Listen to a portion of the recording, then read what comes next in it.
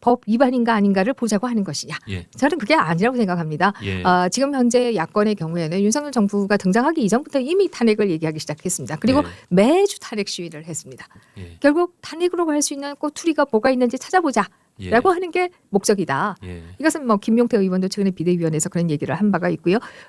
그렇다라고 한다면 그걸 굳이 들어야 하냐라는 얘기를 할 수가 있고요. 그런 정치적 목적에서의 탄핵을 탄핵을 위한 특검이 되도록 하지 않기 위해서는 예. 동일한 조건으로 저는 그래서 상김 여사 특검을 하자 예. 이런 얘기를 드린 겁니다. 예. 왜냐하면 사실 의혹 사항이라고 한다면 김건희 여사 의혹이 가장 작아요.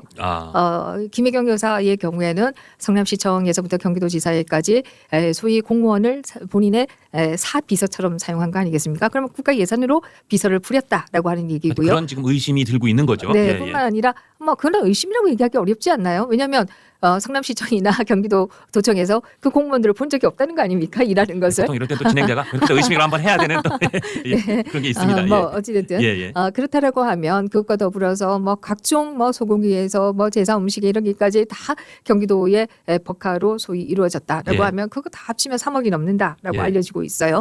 그렇다라고 하면 이것도 같이 해야 되는 것이 아니냐. 뿐만 아니라 김정숙 여사의 경우에도 지금 뭐 그 당시에 타지마을을 대통령 전용기로 방문한 것에서부터 시작해서 소위 샤넬 프랑스 방문했을 때 입었던 샤넬 그 옷의 경우에는 이것을 박물관에 기증했다라고 그 당시에 얘기를 했는데요. 제가 그때 사진을 딱 보고 놀랐어요. 여자들은 옷 보면 저게 어떤 모양이구나 이거 굉장히 유심하게 머리에 남는 경향이 있어요. 근데 입었던 옷의 한글 무늬와 기증한 박물관의 한글 무늬가 다릅니다. 그러면 그걸 왜 굳이 기증이라고 얘기하면서 또 하나 더 있는가라든지 뭐 뿐만 아니라 옷과 관련해서도 관봉권을 이용해서 옷을 뭐 현금으로 한국은행 띠지가 있는 돈으로 샀다라든지 뭐 각종 의혹이 있습니다. 그렇다라고 하면 동일한 조건에서 새 여사에 대해서 특검을 해야지 이게 정치적인 목적이 아닌 것이다 라는 얘기를 드릴 수가 있고요. 그런 차원에서 제가 상김 특검이 필요한 것이 아니냐 이런 말씀을 드렸던 것인데요. 말씀하신 그 삼김 여사 그 특검을 동시에 하자 이 발언 이 주장을 내놓으시면서 지지자들한테 아주 폭발적인 반응을 얻으셔서 사실은 또 제가 누가 들어보니까 최근 여권에서 나온 거의 뭐 유일한 유효타다 뭐 이런 평가도 하시던데 또 그만큼 상대편 야권에서는 또 상당히 신경질적인 반응도 있지 않았습니까? 그 다음에 반응이 어땠습니까? 사실 뭐 저한테도 뭐 여러 가지 의견을 주시는 분들이 있었는데요. 저는 그것을 얘기 드린 것이 뭐 소위 뭐 지지자들의 인기를 얻겠다 뭐 이런 뜻에서 드린 말씀은 아니고 수사라고 하는 것은 공정해야 된다. 법이라고 하는 것의 집행은 공정해야 된다. 그런 차원에서 왜 보수 대통령들은 항상 이렇게 괴로움을 당해야 하는가. 결과적으로 보면 나라에 누가 더 해를 입혔는가를 본다라고 하면 문재인 정부에서 해를 입힌 것은 뭐 더 정말 나열하기도 어려울 정도입니다. 국가 부채에서부터 시작을 해서 개인 부채, 부동산 가격의 폭발적인 증가에 이르기까지 뿐만 아니라 한전을 완전히 적자더미로 밀어넣은 것에서부터 시작해서 탈원전하겠다라고 해서 원전 산업을 붕괴시킨 것 뭐 이루 말할 수 없어요. 그럼에도 문재인 대통령은 그런 것에 대한 추궁을 받지 않고 왜 보수 대통령들은 이명박 대통령 때도 사실 광우병이라고 하는 그 당시에도 특정 방송국에 오류가 있는 번역에서부터 시작된 거 아니겠습니까? 지나고 보면 사실 그 아무것도 아니었고 완전히 누명과도 같은 억울한 상황이었다는 게 밝혀졌죠. 뿐만 아니라 박근혜 정부도 저는 최근에 와서 그런 생각을 많이 합니다. 박근혜 정부는 도대체 무엇을 위해서 담뱃값을 올리면서까지 그렇게 욕을 먹으면서까지 건전재정을 생각했을까? 왜 공무원 연금 개혁을 해가지고 공무원들의 미움을 그렇게 샀을까? 그 다음 정부는 와서 정말 박근혜 정부에서 본 예산 400조이던 것을 600조 이상으로 200조 이상 올렸습니다. 그러니까 부채가 국가 부채가 안 늘어날 수가 없죠. 뭐 물론 코로나라는 특수 상황이라는 뭐 또 변론이 있을 수 있겠지만요. 코로나가 오기 이전에 이미 시작되었죠. 소주성이라고 하는 소위 실패한 정책 그걸로 인해서 최저임금은 급격하게 1년 만에 16% 이상 상승시켰습니다. 맞습니다. 문재인 정부 내내 40% 이상 최저임금이 올랐어요. 그러니까 최저임금 이상 받는 사람들, 최저임금 그 선에 있는 사람들 가운데는 임금이 일부 늘었지만 그 밑에 여력이 안 되는 분들은 다 일자리를 잃은 거였습니다. 맞습니다.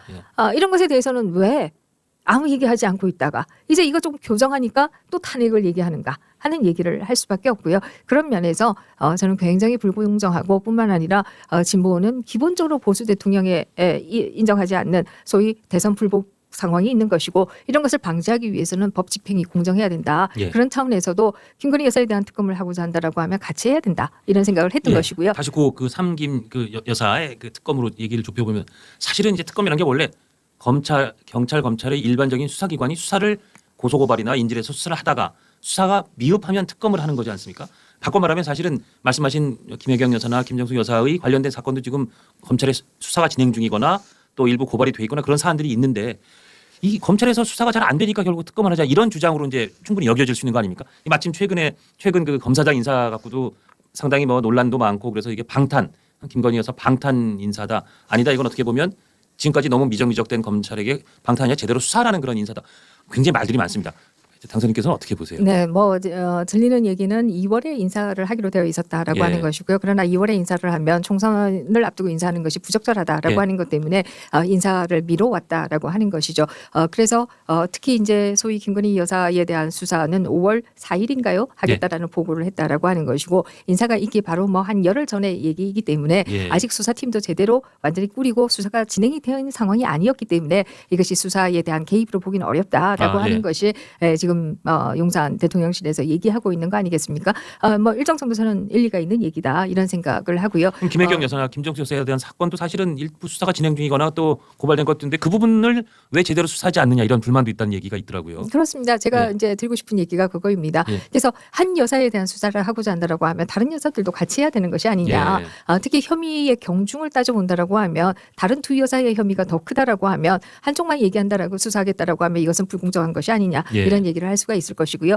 뿐만 아니라 이 예산이 많아지면 부패 의혹도 훨씬 더 많아지는 경향이 있는데요.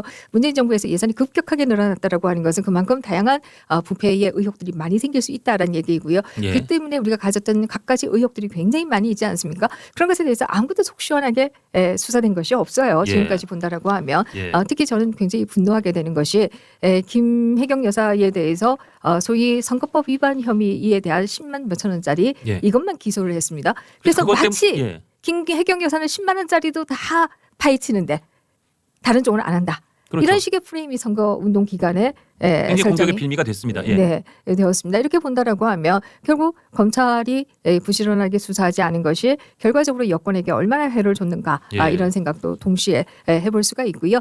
저는 지금 검찰총장에 대해서는 굉장히 또 다른 한편에 있어서는 존경심도 가지고 있습니다.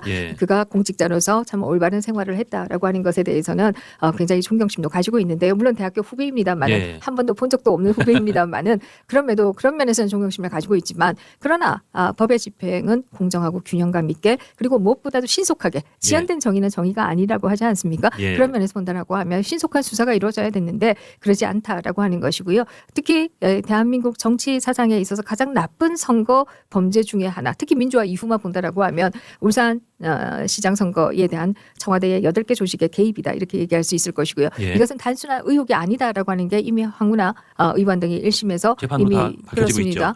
유죄 판결을 받지 않았습니까? 그러면 그 상청부에 그동안 수사가 되지 못했던 부분에 대해서도 빨리 신속하게 했어야 되지 않느냐 이런 얘기를 할 텐데요. 특히 조국 대표의 경우에는 본인이 있던 민정수석실의 소위 비서관들이 유죄 판결을 받지 않았습니까?